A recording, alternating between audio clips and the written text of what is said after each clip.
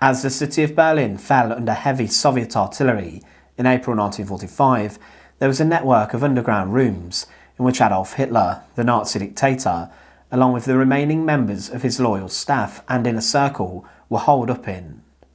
The Fuhrerbunker was the underground bunker of Hitler, which would be the last Fuhrer headquarters, and it was where Hitler had taken up residence in January 1945, and it was where he would make his decision to not leave Berlin alive. Of course, the complex is remembered as the place where Hitler, along with his then wife Eva Braun, died inside of his study. But at the end of the Second World War, the Soviets tried to erase certain prominent Nazi buildings around the bunker. They levelled both the old and new Reich Chancery, the ministerial buildings, where much of the Nazi government would carry out their business, and inside here, Hitler even had a huge office. But the Fuhrerbunker itself was left rather undisturbed, as there were concerns about the demolition of it. But still today, there are corridors of the bunker and parts of it that do exist underground, but are hidden from the public. Join us today as we look at destroying the Fuhrerbunker and the story around this. And as always, to support, please make sure to subscribe, it is vital for the channel. As the war was turning very strongly against the Germans, Adolf Hitler moved into his Fuhrerbunker, and accompanying him was Martin Bormann, his private secretary, Eva Braun, his then girlfriend and future wife, and Joseph Goebbels, the Minister of Propaganda. Goebbels was joined by his wife Magda and their 6 children, with many other members of staff, including medical staff and secretaries, remaining in the complex. The bunker was constantly crowded, and the atmosphere was not very good, especially around April 1945, where there was constant air raids on Berlin, with Soviet artillery also being launched in the area. On the 16th of April 1945, the Red Army began the Battle of Berlin, and 3 days later the city was encircled, and Hitler made his last trip to the surface on the 20th of April, on his 56th birthday, and he went into the Reich Chancery Garden, and he awarded some boys the Iron Cross.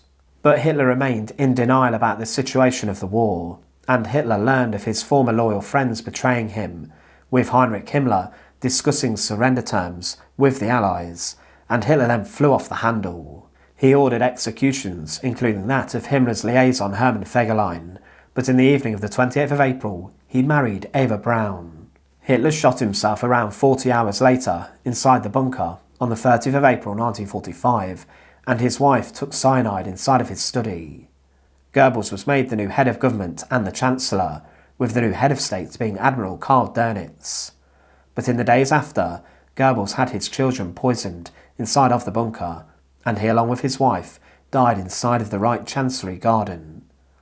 The final members of Hitler's government, including Martin Bormann, then tried to make a breakout, but inside of the bunker, General Krebs and Bergdorf shot themselves in the head, and their bodies remained in the complex. The Soviet Red Army captured the Reich Chancery, and at 9 AM on the 2nd of May 1945, the Red Army entered the Fuhrerbunker complex. They discovered the underground rooms and found, tragically, the bodies of the Goebbels children. But in the days after the fighting, there were many people who visited the Fuhrerbunker. On the 4th of July, an American writer was given a tour of Hitler's bunker in exchange for a packet of cigarettes, and a number of politicians, including even Winston Churchill, were shown around the complex. There was a, let's say, small investigation of the bunker allowed by the Soviets, but 2 representatives of each nation saw a number of Germans dig up soil where the remains of Hitler had allegedly been exhumed from, and in this 2 hats, which were said to have belonged to Hitler, were found, as well as a piece of underwear with Eva Braun's initials embroidered on. Also, some reports to Hitler from Goebbels were found, but then no investigation was allowed until years later. But in the years following the war, the Soviets destroyed and levelled the outer ruins of the Reich Chancery buildings, and they planned to destroy many prominent structures associated with the Nazis. This did include the Fuhrerbunker. However, the Soviets in December 1947 did try to blow up the bunker, but only the separation walls were damaged. The first destruction caused to the structure was from Allied air raids during the final months of the war, but the bunker had survived a number of other assaults by the Red Army. In 1947, the Soviets also blew up the entrance, along with the ventilation shafts, and a number of interior walls then collapsed, which caused the roof to drop a small amount. But the majority of the bunker did survive this, especially the Fuhrerbunker level, which was protected by the upper Fuhrerbunker level, and there were parts of this which were flooded through. But then in 1959, further efforts by the East German government began to demolish parts of the Reich Chancery, and other parts, including the bunker. However, as the site was close to where the Berlin Wall had been put up, the site then fell into ruin and was not developed. This wasteland had been made after a huge amount of earth had been placed over the demolished area of the Chancery and the bunker. The Fuhrerbunker's site was also to be seen from buildings overlooking the wall. But then there was a lot of planning to rejuvenate the region in the 1980s, and to therefore build many residential flats and also houses. But during this work, the builders discovered large underground sections of the Fuhrerbunker complex, including the upper Fuhrerbunker where the Goebbels family lived. They came across demolished bunkers from the Reich Chancery, and after years of being demolished, a number of other significant Nazi-era structures still stood. There were around 20 other bunkers which had been connected close to the Fuhrerbunker, and this was not known about. But these underground rooms and bunkers were not for Hitler, but for other members of Hitler's staff, such as his guards and his drivers. One of these bunkers was opened, and inside it was like a time capsule, as if it had not been opened since the final days of the Second World War.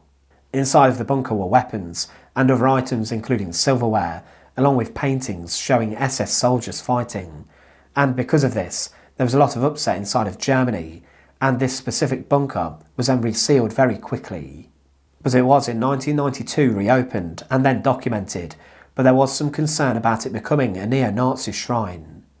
This bunker was not destroyed, but was sealed up again, and it was buried underneath other buildings, which were then created on top of it.